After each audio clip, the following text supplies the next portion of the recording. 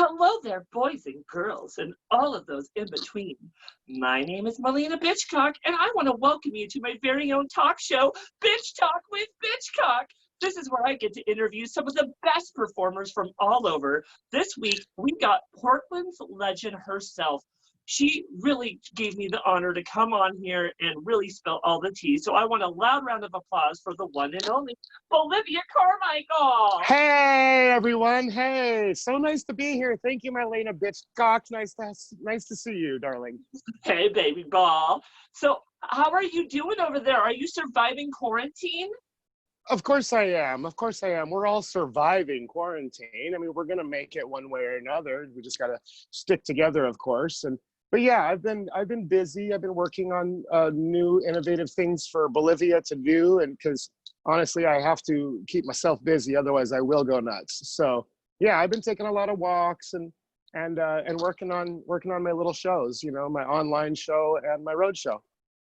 Oh my gosh, that's really exciting. I mean, you are definitely an active queen.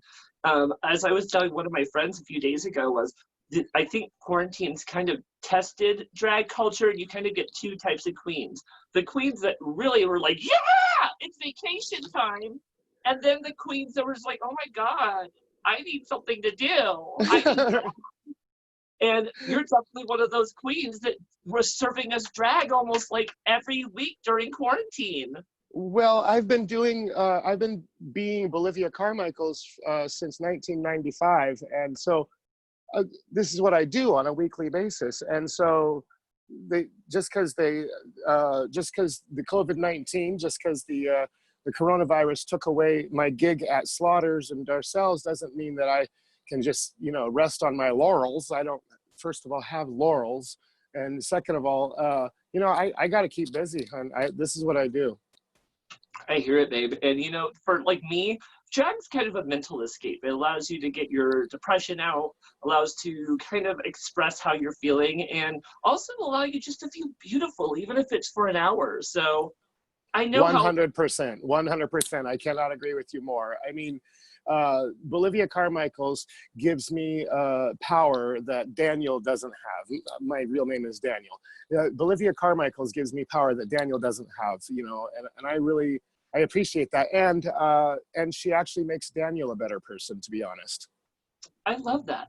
Well, Bolivia, let's just dive into the bulk of the email. Oh, the email. God, where am I? The bulk of the interview. Yeah. And really have some fun.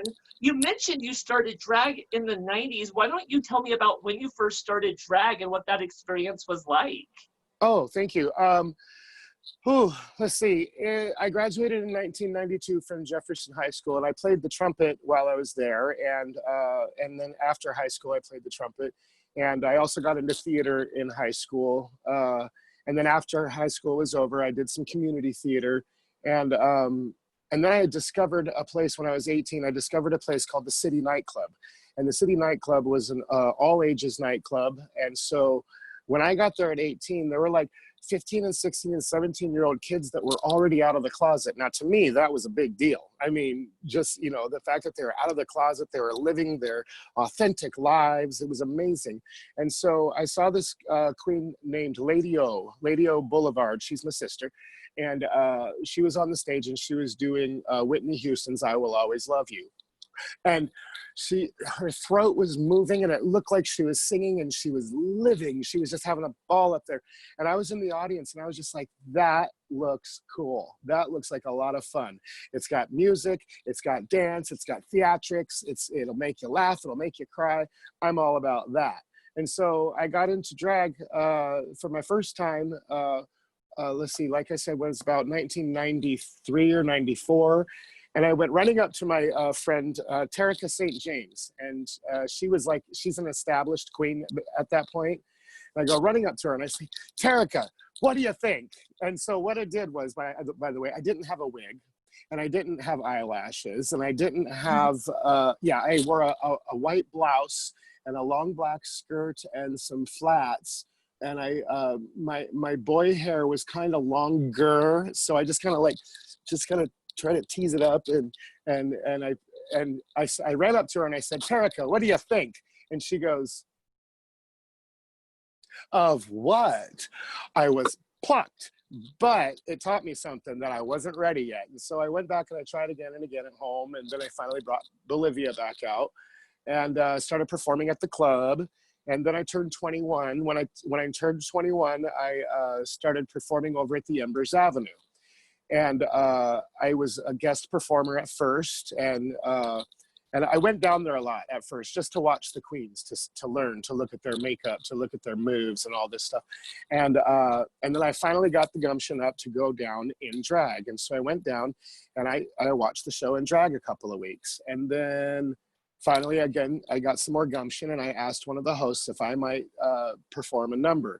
And her name was Linda Lee, and she was the country queen, and she never knew her words. And she always wore, I know this is a long story, she always wore leather skirts, red leather skirts, blue leather skirts, black, you know, and she was a country queen, and she was probably about 107. No, I'm kidding. She was up there in age. She was one of our senior queens.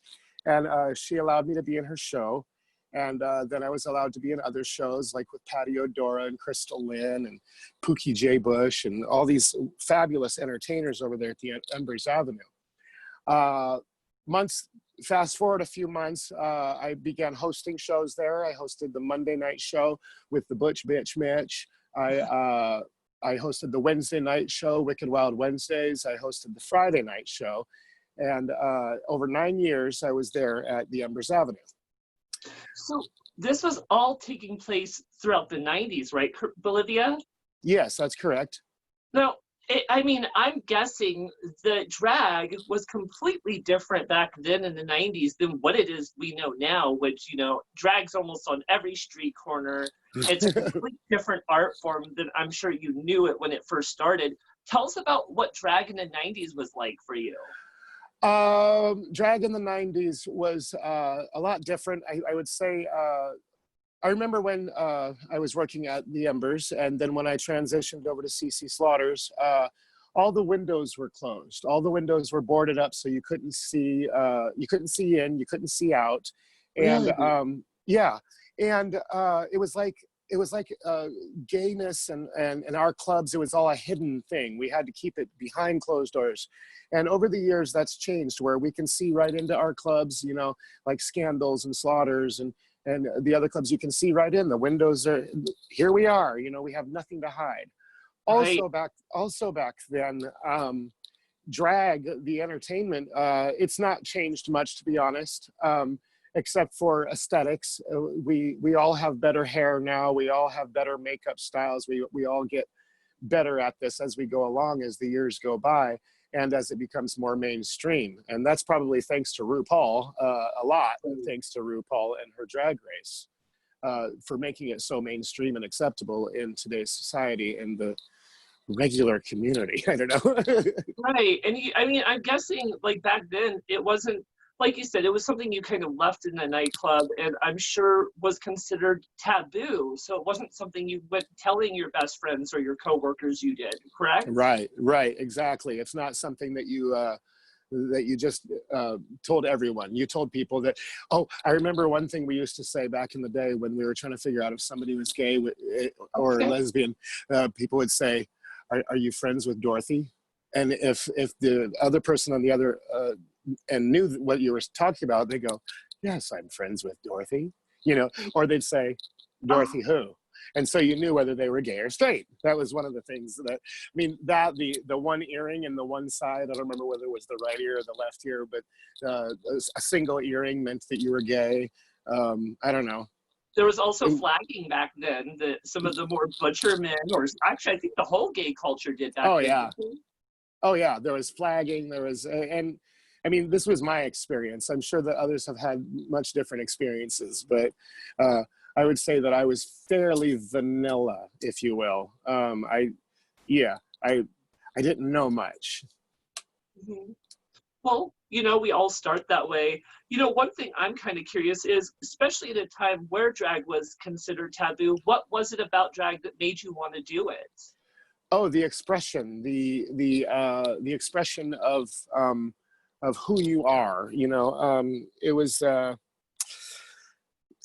way to break out. It was a way to basically come out of the closet stronger. you know, to be out, and not just out, but out and proud, you know, and to sing out Louise. And yeah, there's going to be haters, and there's going to be somebody that's going to go, what the hell is that? You know, that's on them. That's their life. You don't have to worry about them. You just have to do you. And so being Bolivia Carmichaels is being me, just in a bigger form, in a bigger fashion. Yeah, I get that for sure. You know, Maliena, my character, is definitely more of a character, but she's also kind of an extension of who I am as a person, especially the confidence, the sex appeal, those things that Exactly. maybe I struggle in real life. So I think, as I've told some of my other guests, I consider drag to be like our armor, where we almost feel undefeatable when we have it on. Completely, 100%. I'm not afraid to walk up, well, usually, you know, now, because of the social distancing, but normally I would walk up and just, and hug people, or I'd plop down next to somebody that I don't know and say, hi, what's your name? And they go, oh, I'm Joe. And I'd say, I'm Bolivia. I'm so glad you're here. You know, just to make them feel welcome, just to make them feel that they're not alone, even if they are currently sitting alone, that we're all here together. I get that for sure, Bolivia, and I Yeah. think that's really sweet of you. And one thing I think sets you probably apart from other queens is the fact that you're so personable and so nice. A little secret, just to tell the audience out there, is you are actually the first queen I ever took a picture with, ever, back in 2008. Oh my God, how did we look? No, I'm We kidding. looked good. I mean, I looked younger for sure, which was good. And you know, I was a boy, of course, because I was just dabbling with drag back then. Okay. And I remember seeing you was, so what we did, we went to Darcel's, and then afterwards came and saw you girls do the Superstar Diva show with Ginger Lee, Honey Heart, and you. Yeah. And I was actually amazed with you. I was so enthralled because, to me, you're as beautiful as you are. You weren't just your ordinary queen. You were very unique. You were very funny. You weren't afraid to kind of make fun of yourself. And Oh. as an upcoming queen, that really left an imprint. It's like, well, this bitch has been around the block. I don't mean that way. Been around No, the I block, got you. and she knows who she is. And I love that you really own that. And you're not like a mean, snobby bitch. No, I've always said that to be a drag queen, you don't have to be a bitch. To be a queen, you, to me, in my opinion, to be a queen would be to be a queen of the people, kind of like the Right. Princess Diana. You know, Princess Diana was the princess of the people. Oops, hi, yay, that's fun. Oh my Are we goodness. still here? Are we still on? Oh Yeah. my God, can you see We're my here. own We're vegetables? get used to it. uh, anyhow, you know, she was the princess of the people. She wasn't, you know, just be real, be cool, be chill, man. Well, Calm down. Yeah, go ahead. the best accessory you can ever have as a drag queen is a good personality. Hell yeah. So, Bolivia, one thing I'm always been curious about is, how did you get your drag name? Okay, let's see. Early on, when I had first started, and I had not done drag but a couple, 2, 3 times, I told my roommate Johnny Belinda at the time. I said, we lived in a studio apartment downtown, and it had a partition right down there. So my bedroom was here, and she was just over this partition, you know. And so it was probably about 4 o'clock in the morning. Now, mind you, we used to go.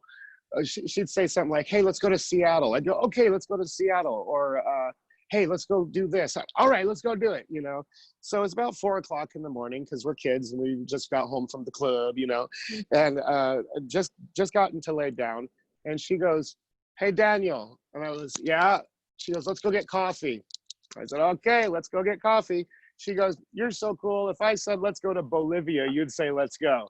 And I sat up in my bed and I said, "That's going to be my drag name, Bolivia.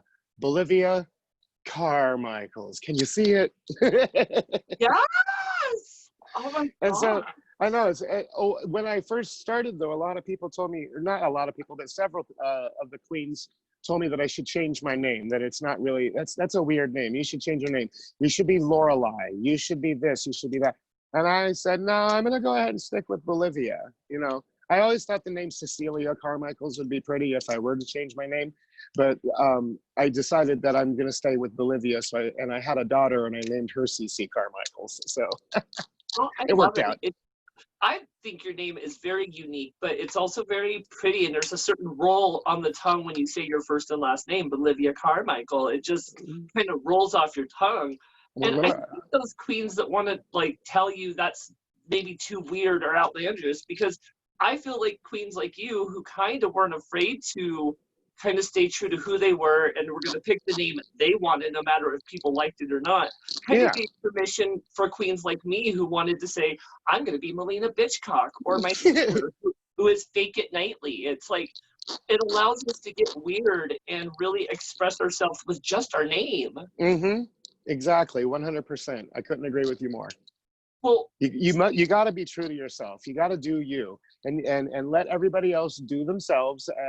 And if part of them is that they want to tell you how to do you, well, then that's you doing you. But I'm still gonna do me. You know, you can have that opinion, and you can and if you feel that you need to express it, I guess you're gonna go ahead and do that. But bottom line is, I'm still gonna do me, and I'm gonna make the decision the way I see fit. This is my chance from A to Z. This is my life. You do your life, and I'll do mine. If I think now, here's the deal though. Now, if I'm in danger, and girl, you in danger. No, if I'm in danger or something, I would want my friends to say, girl, you're in danger. But if I'm making decisions that aren't putting myself or anybody else in danger, and then go ahead and let me do that. I'll do it. I agree 100%. This is your art form. This is your character, and no one should really have a say what direction you go besides you. Yeah, and that's not just in my character, that's in my life. You know, that's in everybody's life.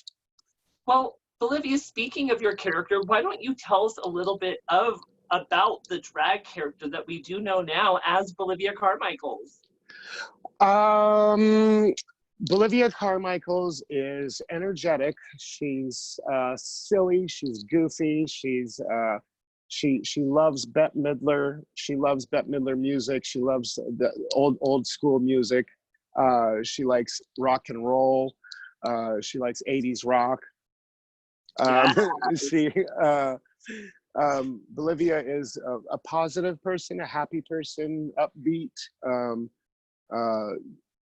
consoling. I'll be here for you. You want to talk? I can listen. I can listen for a while. Yep. And Totally. I'm curious, like, because you are such a spunky, fresh queen that really thinks off of her toes. I mean, you have some great one-liners. You really are entertaining on the microphone. So what is your personality like once you put on the wig and lipstick? And is it a big change from everyday life? It's a little bit of a change. When I put this on, everything about me is just magnified. I'm generally a positive person anyhow. I'm not a morning person, so I need some time to, first thing I do in the morning is shower, brush my teeth, you know, because I need that, you know, that let's go, you know, just, it's part of the waking up, you know, but otherwise, generally I'm a pretty happy, positive person, upbeat.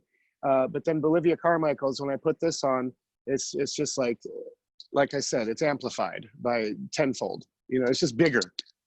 I love that. And I love that you mentioned you're not quite of a morning person, because I decided to get you booked early and filmed early this morning. So you probably wanted to murder my ass, but like, this bitch wants me in drag this early? Not at all. Not at all. Not at all. I'm happy to do it. One, I've been excited to be on your show. And two, I have things to do this afternoon anyhow, so it got me up and going. So it was perfect timing. Perfect, bitch. Now, tell us a little bit about some of the inspiration that you've taken in, either from strong pop culture icons, for either major characters that you've seen on television, or even just some strong women that you've witnessed in real life that have helped you form the character that is Bolivia. Oh, definitely. I think the people that have helped the strong character, Bugs Bunny, first of all. Bugs Bunny is a strong character that I really appreciate. I appreciate, yes, I appreciate the comedy. I think I think the writing is superb, and it's very funny. And Bugs Bunny did drag.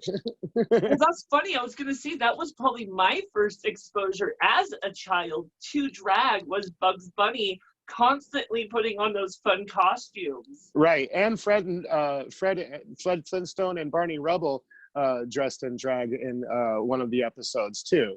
So Oh, yeah, isn't I that didn't something? know that. Yeah. Well, I love Let's see it. who else. Obviously, like I said, Bette Midler.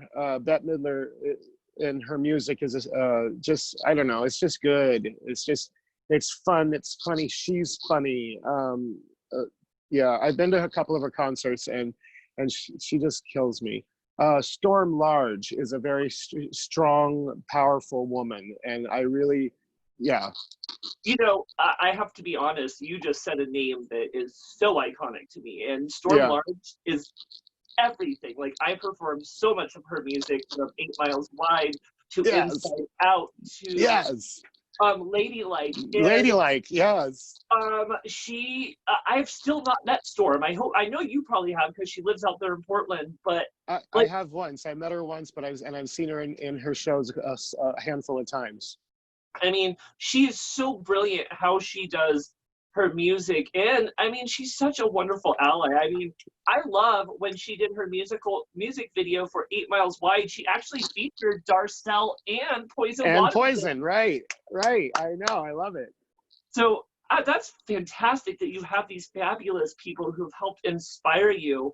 One thing I've always loved about you is you have some very specific looks that just make you kind of like think and like, okay, she's bringing you some realness to the stage. So tell us a little bit of the drag style of Bolivia Carmichael. Yeah, I definitely do wear pants and with heels. On stage, I always wear heels. I don't, unless it's Granny. I wear Granny Carmichaels. She likes to wear flats. But Sure. I'm definitely okay with wearing pants and heels and a cute top. I also like to wear big flowy dresses that have a lot of movement to them, you know, so that when you spin, they go flailing up into the air, you know.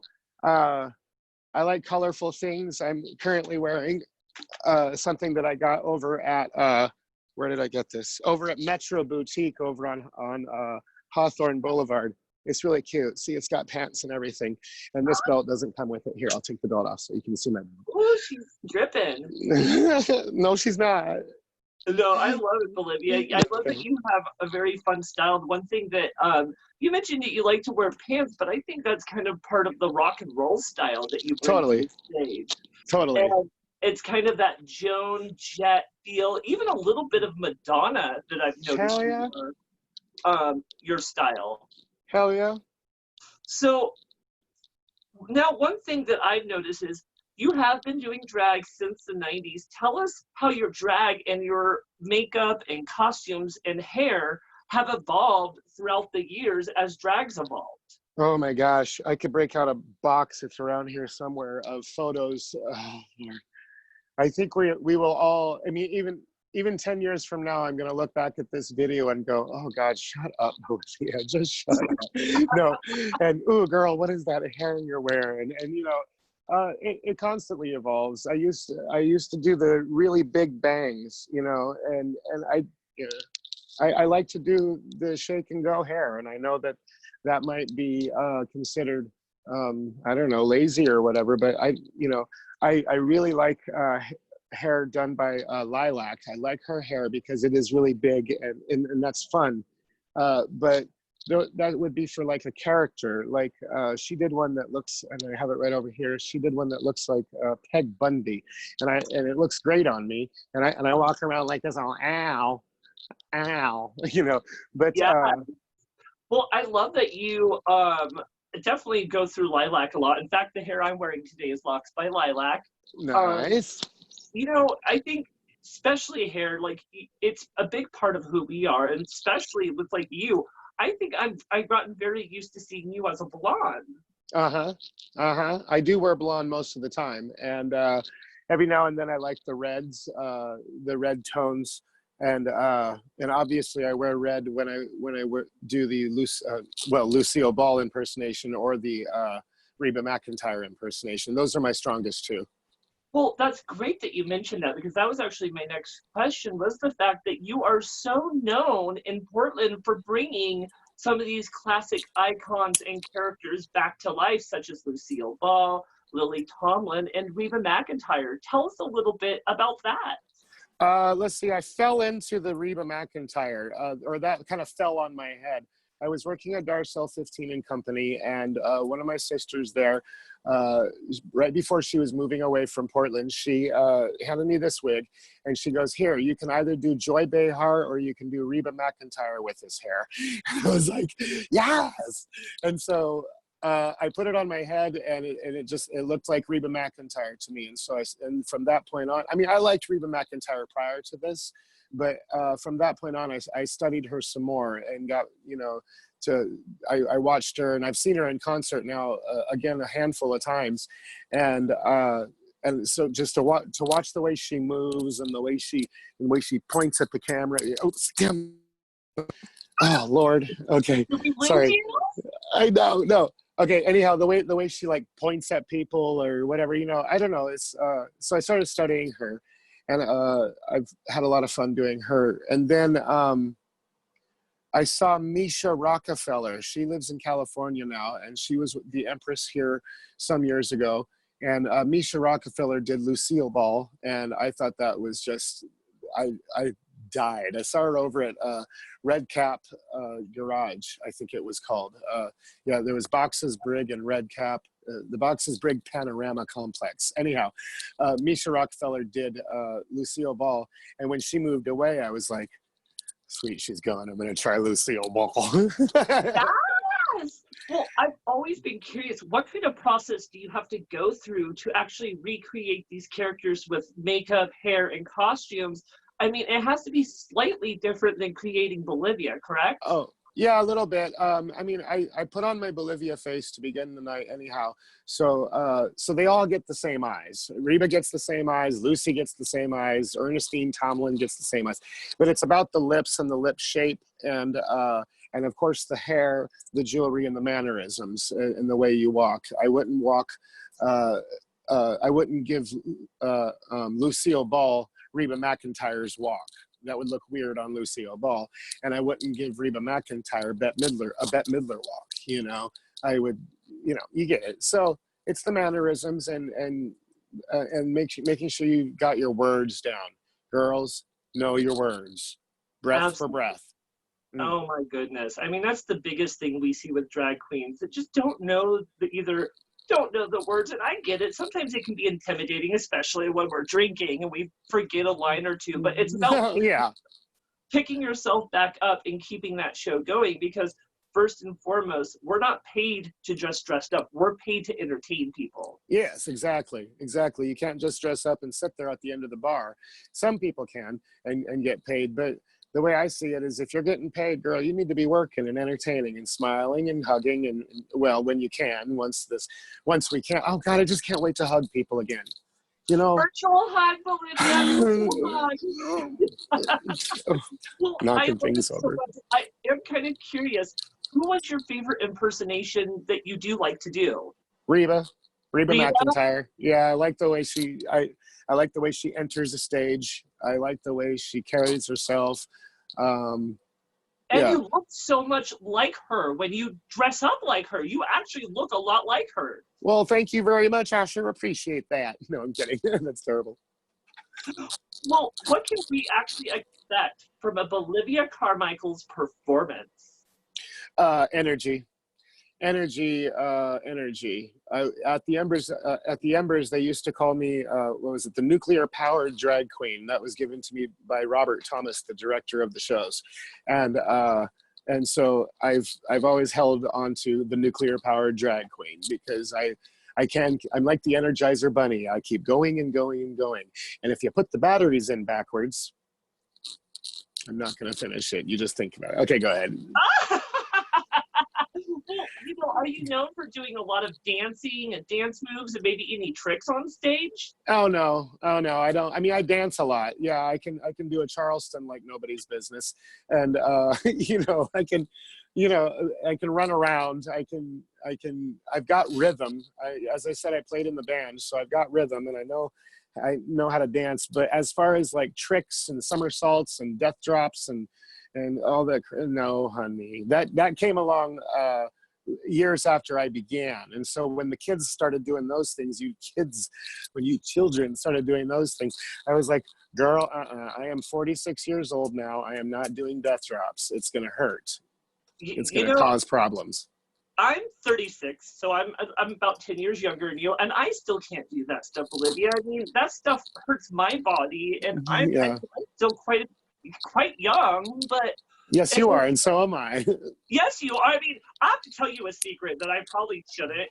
I think you are, like, such a fabulous and beautiful queen, but I think you're a really hot boy, too. What are you doing? Oh, my God.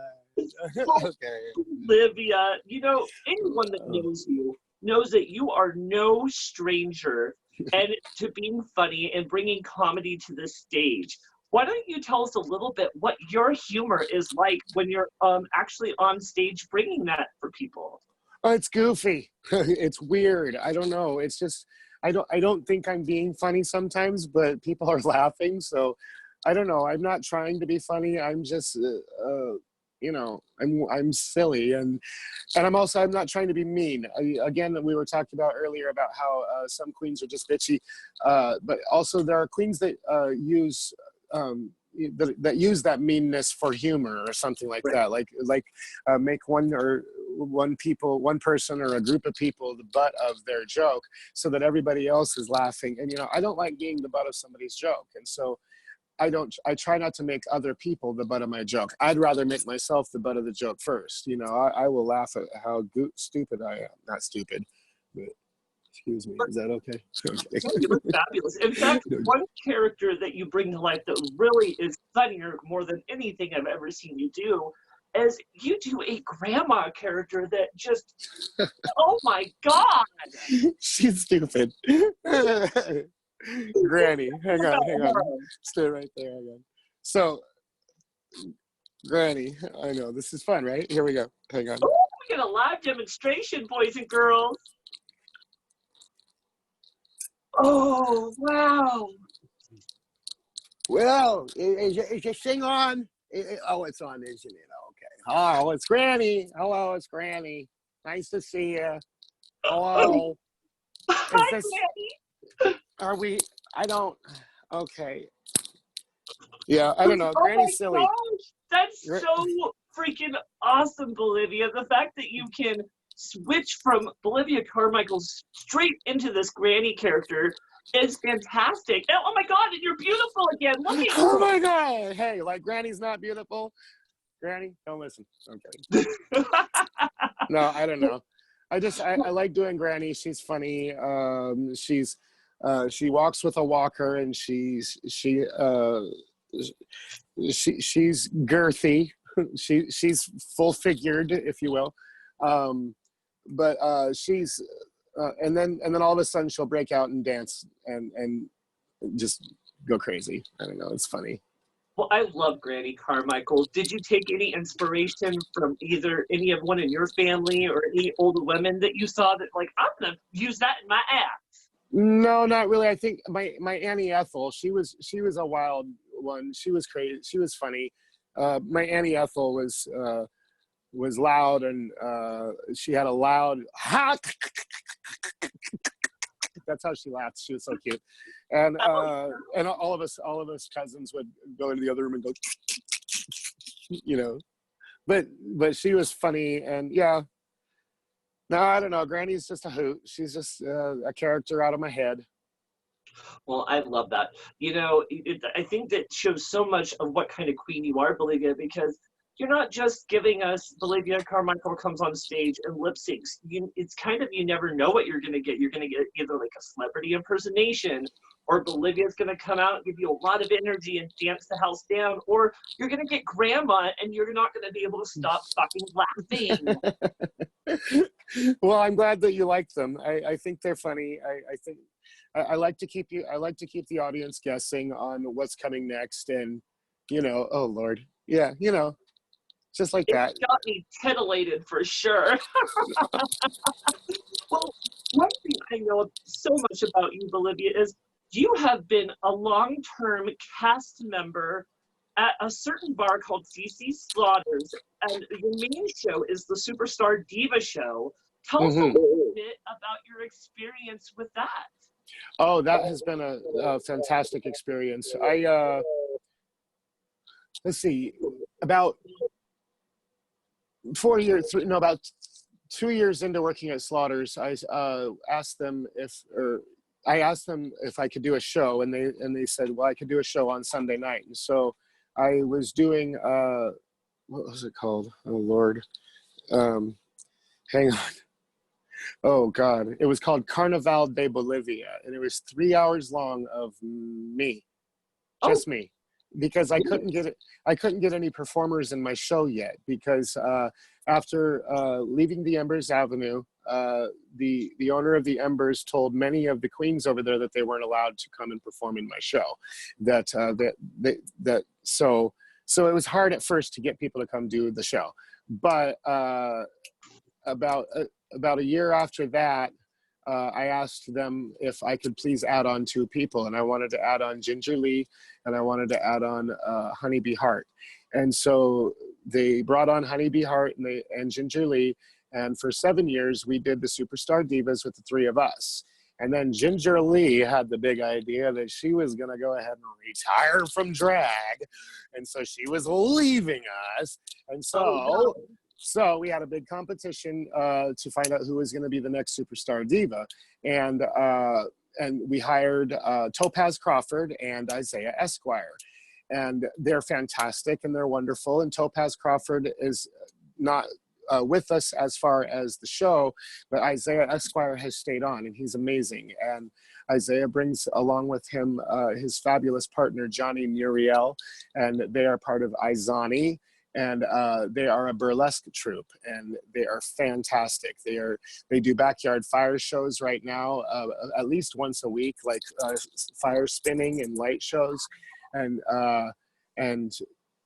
Isaiah is just a wonderful soul. He's so full of light and love, yeah. And so it's been Isaiah and Honey and myself for the past 6 years as well now, 6 or 7 years, 7 years maybe. But I don't And know. how many years have you been doing this show at CC's? Oh, let's see, I've been there for 16 years, so we've been doing our show for 13 years, I believe. Yeah, it was our lucky 13. Maybe this is our 14th year. But yeah, we've been doing it for quite a while. It's a lot of fun too. We count our blessings that we have been able to provide that much entertainment, and to have that much entertainment provided to us for so many years. Oh my gosh, girl. And you have worked with some amazing queens. You are always so welcoming, giving local queens and out of town queens a platform to come in and perform with you if you have the space. But you are also, as you mentioned, known for working with the one and only Miss Honeybee Hart. And you worked with that bitch, I feel like, forever. For 14 years. 14 Now, years, her and I. what is your dynamic between you two? Do you guys like to pick on each other, or do you just kind of have fun off of each other? We have a lot of fun off of each other. She's an evil bitch, and I'm and I'm sweet as pie. And so, no, I'm kidding. No, we have a great time together. She'll laugh at that, and if she doesn't, then she can just I'm kidding. We have a lot of fun together. For a long time, we had a hard time working next to each other or with each other. I think that we weren't listening to each other. I wasn't listening to her, and she wasn't necessarily listening to me. And we were having it was like a power battle, and we didn't realize it, but we were having a power battle on stage, and about, I don't know, about 2 years ago, three years ago. I mean, it took quite a few years for us to finally get, and I think it was probably just us growing up. It was me growing up, her growing up, us getting older. Dang, I'm not used to wearing these. Sorry, I keep knocking it around. Anyhow, that we started listening to each other. And so now when we're on stage together, we play off of each other a lot better. And we're just, there are times when we've got each other cracking up and we've got the audience cracking up, and it's amazing. Well, you two are both known so much for emceeing together and hosting on the microphone. Would you say there's a natural comedy between you two? Oh yes, without a doubt. Because we've been working together for so long, we know each other now. We know each other's tempo. We know each other's we probably know what they're about to say, and if they pause long enough, we'll finish each other's sentences. Yeah, there is definitely a good sandwiches. It sounds delicious. Well, Bolivia, what do you think it is about the Superstar Diva show that's made it last so long? The audience. Really? I mean, honestly, we have return audiences, we have new audiences, we have people that come from all over the United States that have heard about our show, or they're visiting from somewhere in the United States, and they get here and they say, hey, we want to see a drag show, where are we going to go? People send them to us. So it's the audience, the word of mouth, and that is due to also we provide good entertainment. And it's not just Isaiah, Honey, and myself that provides that entertainment. It's the rest of the community, the other queens that are basically volunteering their time to come and hopefully make a few tips off of the audience, because honestly, none of the queens in Portland get paid right. I don't know if any queens in the United States get paid right, but none of them get paid right. They are very, very talented people, and they bring in a lot of business to these companies, to these bars and such. And so my point, though, was that those queens come in and they do fantastic shows, and they're new queens, and they're seasoned queens, and they're gothic queens, and they're really pretty queens, and they're new queens again, but the community comes to support them and to watch them and to laugh with them and laugh at them and laugh at themselves and just have a good time. And so it really is the audience that's kept the longevity of our show, and thanks to the community queens. Well, I love that you have so much support from, again, the community itself, who comes out, watches the shows, tips you guys generously, and also just kind of takes care of you and just really friendly. Because, again, an audience that creates a friendly atmosphere makes us feel safe, so it allows us to be more true to who we are and make a more entertaining show for them. Oh, completely. When the audience is in, when they're all in, we are all in. I mean, when the audience is clapping and when somebody goes, they laugh like this, or it's just like when you've got them, it's such a wonderful relationship between the performer and the audience. It's necessary. Absolutely. And another show that you have been a cast member for several years, and I would say it's probably one of the most popular drag establishments in the whole entire US, as you were part of the cast at Darcel's. Tell me about that, girl. I know. I love working at Darcel's. As I said earlier, maybe I didn't say this. When I first started working at Darcel's quite a few years ago, I was still at the Embers Avenue, and a lot of the girls, or several of the girls, said that I shouldn't go work at Darcel's, that I will lose my individuality, and you'll become a Darcel girl, and and I was like, okay, well, that's your opinion, but again, like I said, I like to live by my own rules and make my own decisions on what I'm going to do. And so I auditioned over at Darcel's, and she brought me on. And I just, every time I'm on that stage, every single time I'm on that stage and the overture is playing, I look, and the curtain is right in front of me because the audience is right on the other side of the curtain. I look at the curtain and I look up here and I look at these lights and I look, I look over here at Darcel, who's ready to say this, ready to say her lines, and I feel very grateful to be part of something so iconic, to be part of a show that is so iconic. She is the longest working, the oldest working drag queen in the entire world by the Guinness Book of World Records. She's been in business for 55 years, 54, 55 years. She herself is 86 or 87 years old. And she works 5 nights a week, you know, when we're open. She works 5 nights a week, Such if not. an inspiration. Yeah, and so, yeah, I'm just honored and pleased to be able to be part of that cast too. Well, I think it's amazing because, as you mentioned, it is such an establishment, and especially here in Oregon, everyone knows what Darcel's is. And as a queer child who was starting to dabble in drag, I remember looking at some of my friends and be like, one day I'm going to grow up and be a fierce queen and I'm going to be a Darcel girl. Yes, and why not? And why not? What's stopping you now besides the coronavirus? Well, the corona is a big one, but you know, I also think that I'm a very unique clown kind queen, and you know, sometimes you just try to think, it's like, what am I glamorous enough to be a Darcel girl, or Look at Cyrus St. James. No, I'm kidding. Tea girl, the tea, I love it. She's gonna laugh. She better laugh. Well, tell me a little bit, like, how is Darcel like? What is your relationship with her being part of her cast? Oh, I like to call Darcel my friend. Now, after all these years, I really do like to call her my friend, and she's very caring, and she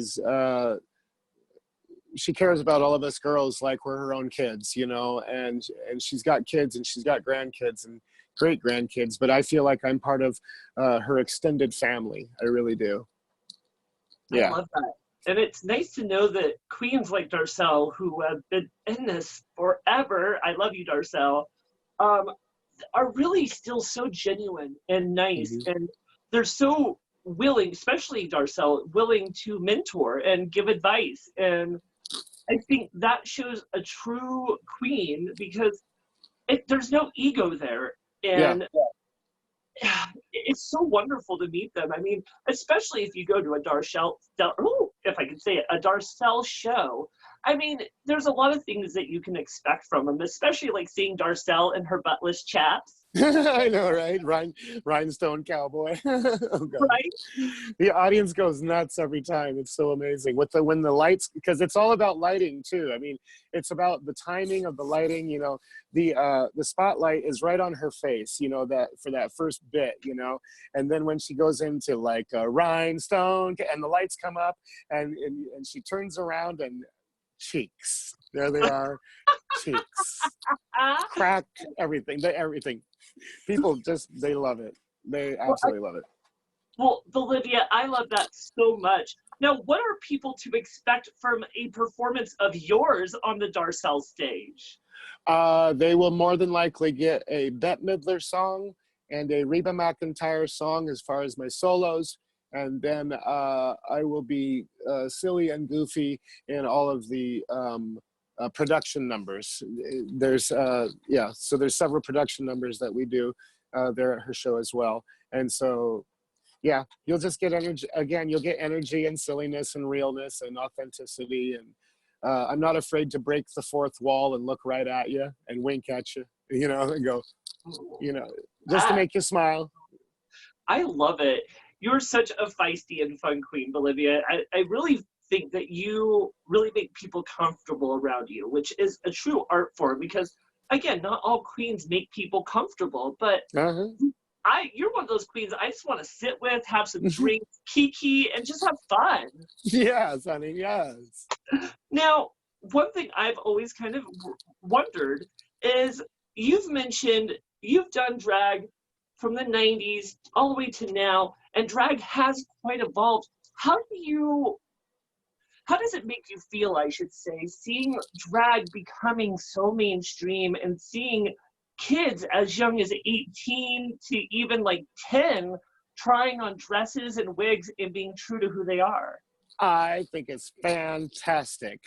Like I said, I grew up in an age where we kept it behind closed doors and hidden and kept it a big secret. But to see the kids these days being out and open, and to see the other kids supporting them and not judging them the way it was back in my day. Where's my hair? You know, back in my day. You know.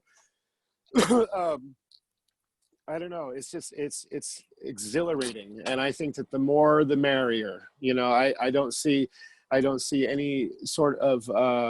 I'm not in competition with them. They're not in competition with me. We are all rowing our boats, and we're on our own journey. We're all, you know, and I want to support their journey and help them along. Yeah, I think it's fantastic. I love that. Now, Bolivia, tell me, what do you think actually makes you unique compared to other queens? I think we're all unique in our own way. That's what makes me just as unique as you, just as unique as anyone else. That we're just all, you know, what makes me unique? I haven't any idea. Well, I mean, girl, there's so many things that makes you unique, from being able to do celebrity impersonations, to being kind, to being willing to give newer queens advice. I mean, well, there you go. You said it. That's what makes me unique. I mean, well, I don't know. it's easy to answer the questions for you when I've been stalking you for almost 10 years. Oh my God. There was a queen when I was growing up. There was a queen. Her name was Tiara Desmond. And when I was growing a baby queen, Tiara Desmond was already working at the Embers Avenue. And she would tell you, God rest her soul, but she would tell you if she was here that I was stalking her in the beginning. And I was trying to explain to her that I wasn't stalking her. I was studying her. But she would say, no, girl, you were stalking me. And she'd tell everybody, but you were stalking me. Well, hey, you know, there's worse things than have a little baby queen watching your every move, be like, okay, she does this, she does that. Wait a Bolivia, minute, what was that last part? Go ahead. well, specifically, you are such a well-known queen and have done so many amazing things within your drag career. I even, with a little research, found that you did an amazing event called The Roast of Bolivia Carmichael. Oh my God, the roast. And you know what? Nobody could find anything mean to say. Really, I was actually curious, what was that experience like, and were any of the roasters actually funny and able to give any good jabs? Not a single one of them, actually. No. We did a roast of Bolivia Carmichaels, but honestly, they were just all so sweet and nice. I mean, when they were funny, but you know, nothing was ever, you know, I don't know. No, it was fun. It was silly. It was good. We had a lot of fun, and we raised some money. But no, I don't think any. Oh wait, what's her name? Valerie DeVille. Valerie DeVille did an impersonation of me, and oh Lord, that wasn't at the roast, but that's the only person that's really given me a good zinger, was Valerie DeVille. Yeah, And that bitch is funny, and she knows how to be shady. She is hilarious. She's stupid. Yes. Well, hang on, I'll give you Valerie. Wait. Here, hang on, Valerie DeVille. This is my impersonation of Valerie DeVille. Hang on, here it comes. Oh my goodness. Oh. Oh. Hey, Valerie. Well, I learned that you're actually one of my first guests on Bitch Talk with Bitchcock that has done now 3 different wig looks. I love it. Oh yeah. There's more to come. No, I'm kidding. You know, one other amazing thing that you did, Bolivia, that I actually found out about is you were part of a movie that was called Measure for Measure. Tell me a little bit about that movie and the experience working with it. I did Measure for Measure. It's let's see, what's his name? Oh, you know, Shakespeare. It's a Shakespeare, and I played. It was fun. It was silly. I played this woman in this little town, and And I was always marching everywhere I was going. I was always, we're going this way, we're going that way, and it was fun. It was really silly and fun. I had not silly. It was fun though. I had a ball. His name was Gabriel something. Oh, anyhow, it was a lot of fun. I've been in that movie. That's the only one. Okay, I love that. And Oh, what was your yeah. character's name in that movie? Oh, I haven't any idea. I couldn't even recall. It was. I'm sorry. I wish I had more information on that, but it's out there somewhere. I just love that you actually were featured in a movie like that, because that's something I did within my drag career, and I was in a local horror film. And Yeah. because entertainment and movies were so important to me as a person, being able to actually live the full fantasy to actually be part of a horror film, which is like my life, was really cool. And so I love the fact that you were able to use your drag and make a little appearance in the movie, because I think that really says something about what you can do with the power of drag. Yeah, indeed. I would like to be in another movie. So if there are any movie casting directors out there that are going to be shooting something after the coronavirus is over, of course, I sure would be happy to do that. Well, I do know there's a few OnlyFans pages out there that would probably be more than happy to film something with you, Bolivia. Oh, that'd be fun. That'd be very cool. Well, girl, you can have done so many things. Another one that I know you were part of is you were featured and on the cover and in an article of PQ Monthly. Tell me how they picked you for that cover, girl. Oh, I can't even remember how they picked me. I was so honored though, because they depicted, and I wish I had it with me because I'd hold it up. They depicted all of my characters, from Bolivia to Reba to Lucille Ball and Ernestine Tomlin and Granny. It's like they were all on the cover, and they did a story about me, and that was really, really cool. And I still have it. I still have several copies, as a matter of fact. If you'd like your own copy, I'll sign it. Get it? No, I'm kidding. Well, I was going to say, if you're actually offering, I will probably say yeah, because okay, then you're a celebrity in my eyes, and I'll take you. I will sign that. I will sign a copy and give it to you. But that is sweet of you, then.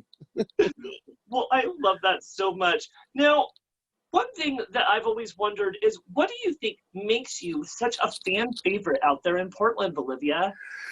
I have no idea, because all the people in Portland are ridiculous and nuts. No, I don't know. I don't know what makes me a fan favorite. I'm not good at talking about how amazing I really am. No, I'm kidding. I don't know. It's because I'm a dork, and I'm okay being a dork. And I think everybody's a dork. And I think if everybody were just to be okay being a dork, that's okay then. That'd be good. I love it. And, I think you said some really pure wisdom right there. And in fact, that was something you kind of told me when I talked to you back in 2008 when I first met you, was never be scared to be true to who you are. Never be scared to make fun of yourself, and always have fun. Mm-hmm. That's right. Always have fun. Have a good time. Put a smile on your face.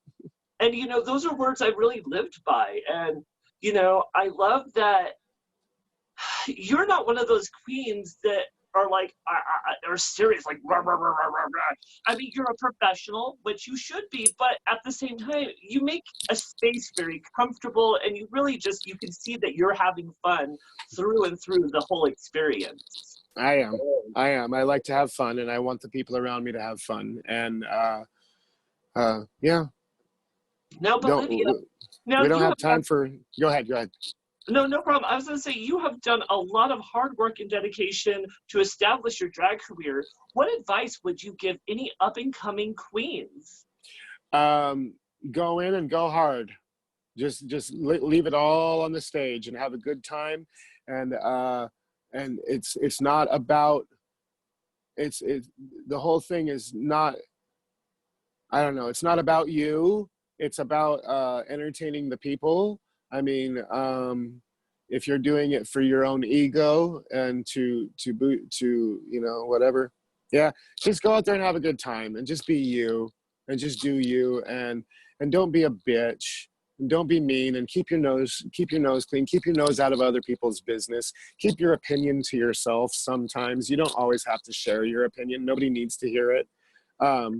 It is your opinion. You can just keep it to yourself, especially if it's a negative opinion on somebody. Keep it to yourself. If you don't have something nice to say, don't sit next to me. Don't, it doesn't have to, you don't have to tear other people down. And if somebody's trying to tear you down, let them try all they want, but they're not going to. Just be strong and hold your head up high and hold your shoulders back and go, boo, this is me. I got it. Well, You got it. one thing my mom used to say, Bolivia, is opinions are like penises. It's okay that you have one, but you just don't go around waving it in people's faces without permission.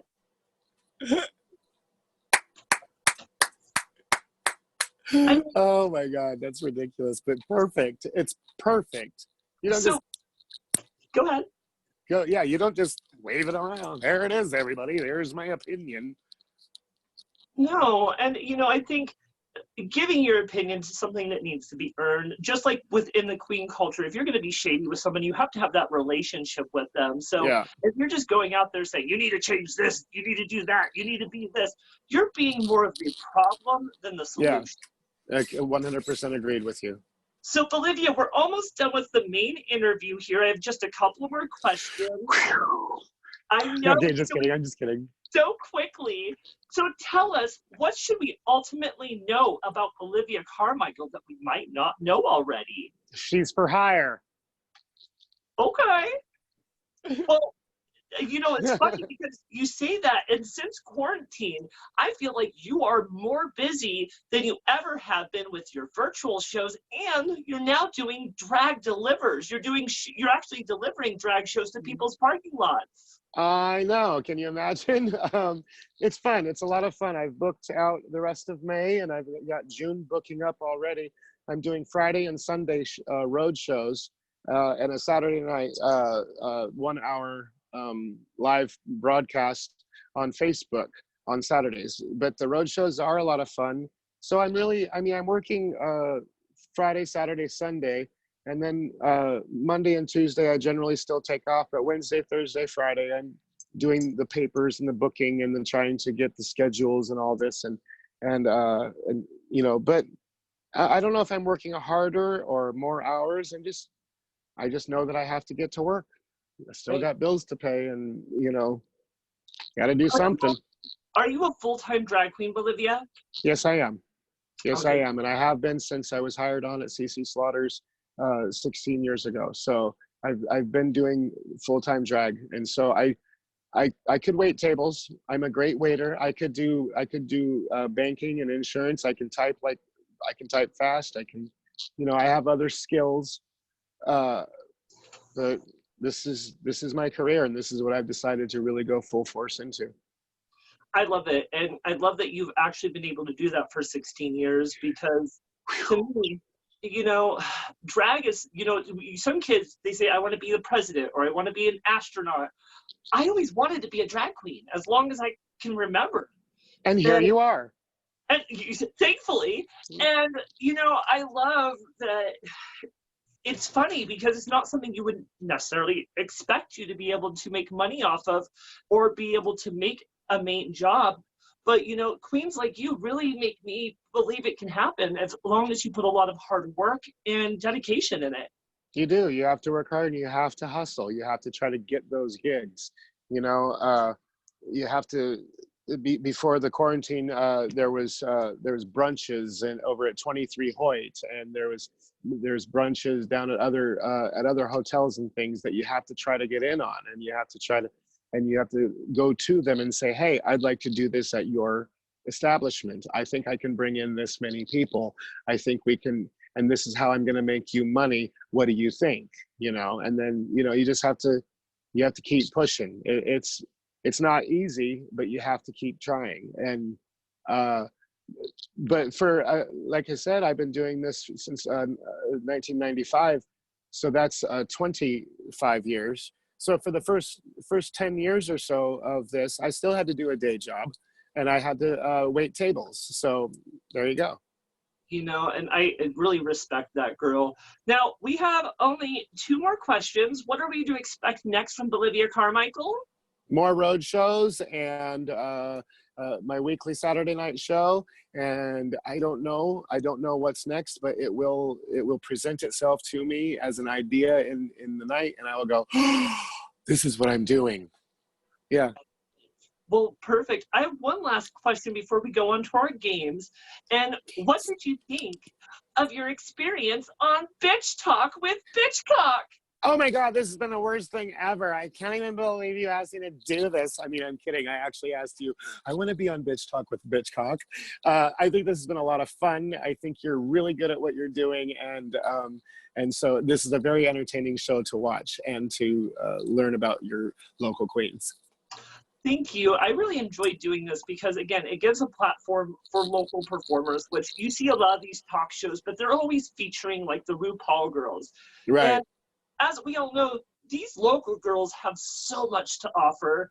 And I like giving them that platform to be seen, be heard, and to really just express who they are. And to get it true, I mean, a true legend like yourself, Bolivia, it's such an honor. Thank you. I'm glad to be here, and I'm honored to be on your show with you. I appreciate this a lot. Well, is it perfect. game time now?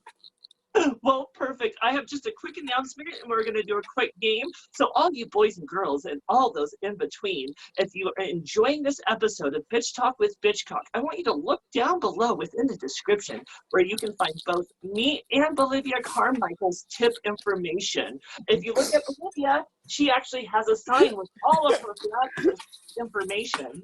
It's probably backwards, isn't it? I don't know. Probably, girl, but don't worry. We're going to make sure that's in the description. But I want you to tip this girl. She has worked so hard to get up early morning, get in phase, and do this interview for you. So, again, if you can tip, it's always appreciated, but never mandatory.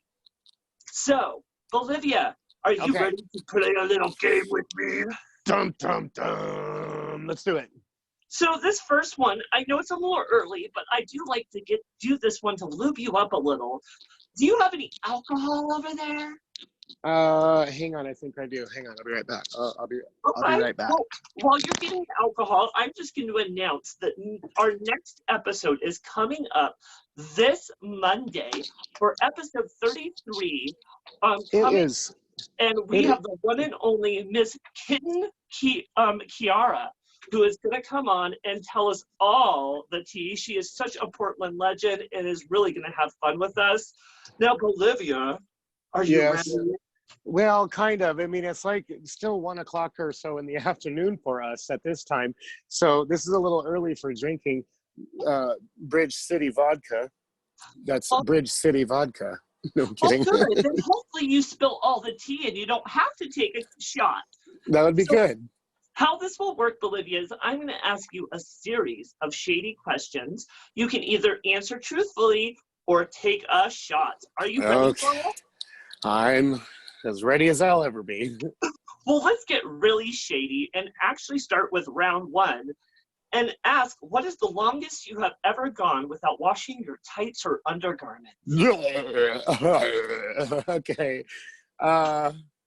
Okay.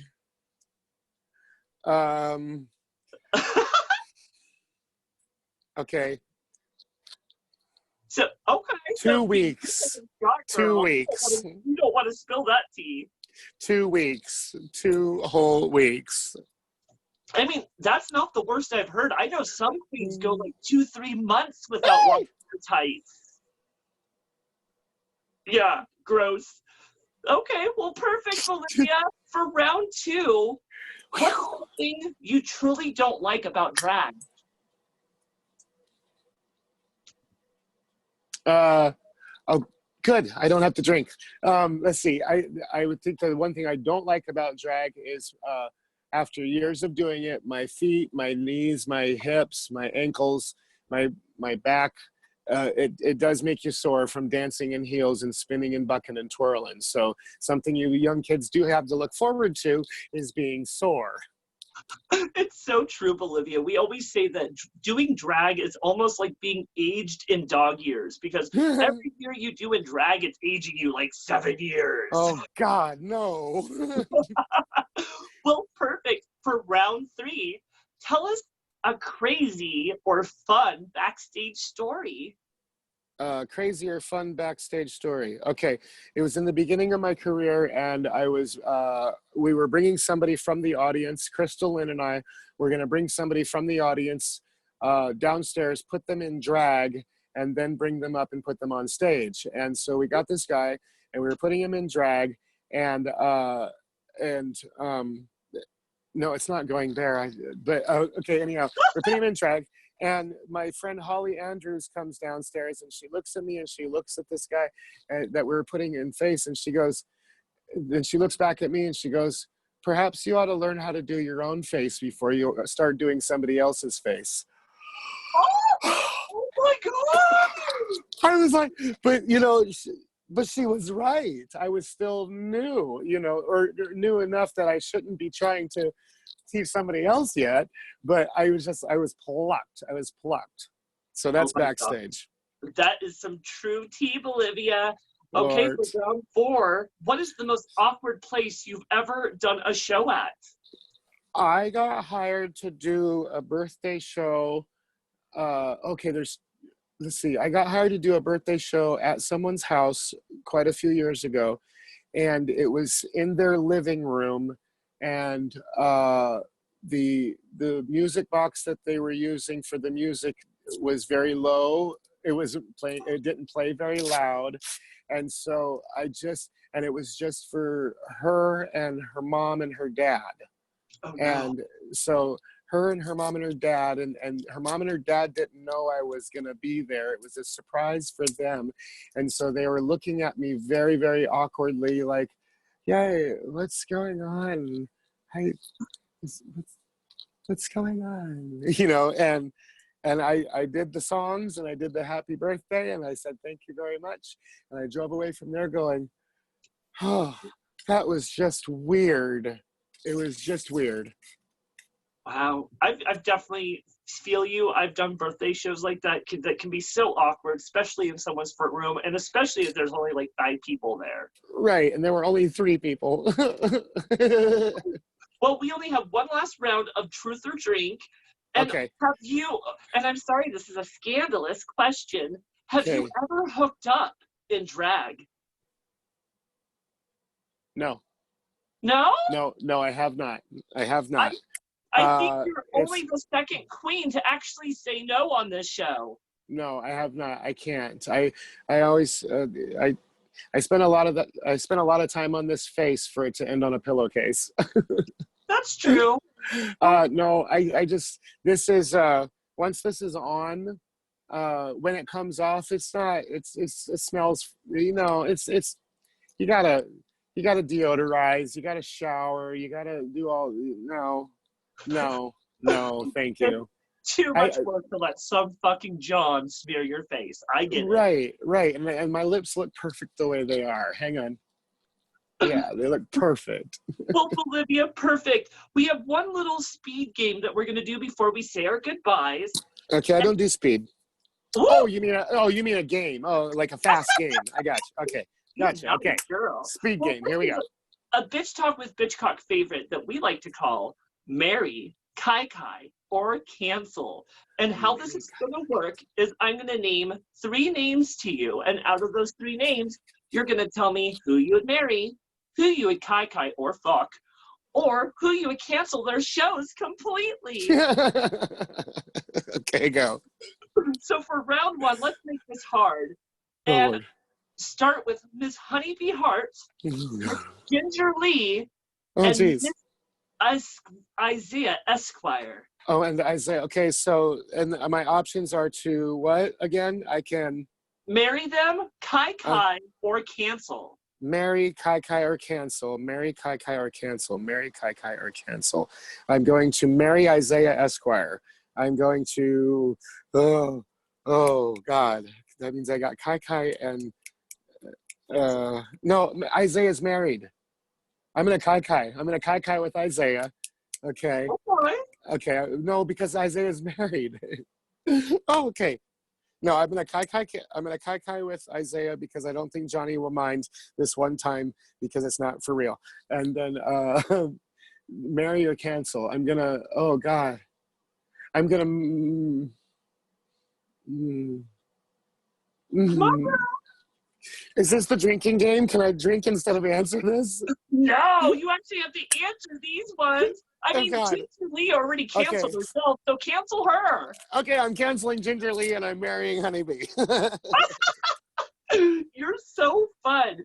Okay, girl, for round two, let's Okay. get some of your favorite Darcel girls, including Uh, Summer Seasons, okay. Poison Waters, and Monica Boulevard. Okay, marry Monica Boulevard. That she's got money and Good girl. she's no, I'm just kidding. Marry Monica Boulevard. That's my mother, but that's my drag mother. But I know that's gonna be weird. Kai Kai, uh, uh, and cancel. Shit. This is hard. This is very difficult. I don't know if I like this game. Okay, I'm gonna. Okay, let's see. I'm gonna kai kai with Kevin. I mean, excuse me, Poison Waters, and I'm gonna cancel. That's not very nice. Okay, I'm gonna cancel Summer Season. Sorry, Summer. Well, you know what? Summer's a sweetheart. And, you know, anyone whose names are mentioned, just remember this is for fun. Don't take Okay, it good. personal. Yeah. We're just kind of kikiing. And, Summer, if you really want to, you know, mention the fact Bolivia canceled you, I can't wait to talk to you when you come on my show next month. Oh, is she on your show next month? Yes? Wait a minute. You didn't warn me of that. Damn it. Well, perfect. We only have a couple of more here. For round three, we got going to bring some youngins into the mix. So tell Oh. me, between Kimberly Michelle Westwood, Cyrus St. James, and Lilac. And Lilac. Marry, Kai Kai, or cancel. Okay. I'm gonna Kai Kai Boom Boom. That's Kimberly Michelle Westwood. Okay, Okay. so I'm gonna Kai Kai with Kimberly Michelle Westwood. I am going to marry. Oh no, I'm canceling. Okay, let's see. Oh God. It's so fun watching you girls twitch, like trying to think about who you're going to cancel, who you're going to marry. Okay. Who are the other two? I got Syra, and who was the last one? I'm sorry. Lilac. Lilac. I'm gonna marry Lilac, and I'm gonna cancel Syra. I'm gonna get some hair out of Lilac, and Syra is just gonna have to be Syra. No, I don't know. Well, perfect. Well, then let's go to our last round before we say our goodbyes. God, And it's not over yet. we have Helen Heels, Nikki Entourage, and the one and only Darcel. Okay. I'm gonna okay. I'm gonna shoot. Okay. Kai Kai, cancel or marry. Kai Kai. I'm gonna okay. I am going to Kai Kai can marry or cancel. Jeez. Okay, I'm going to okay. Darcel, Lilac, or Nikki Entourage Monet. Okay, So it was okay. Nikki I'm got. Entourage, Helen Heels, and Oh, Darcel. Helen Heels, Darcel, and Nikki Entourage. Helen Heels, Nikki Entourage, and Darcel. Nikki Entourage, Helen Heels, and Darcel. Darcel, I'm going to marry. Oh, good. Nikki Entourage, I am going to Kai Kai, and I'm going to have to cancel What's her name? Helen Heels. Oh, what's her name? Helen Heels. Well, Helen is a fierce queen, and she can be dealing with being canceled once in her life. Well, yeah, just this once though. well, Bolivia, that means you survived our entire interview on Bitch Talk With Bitchcock. Yeah.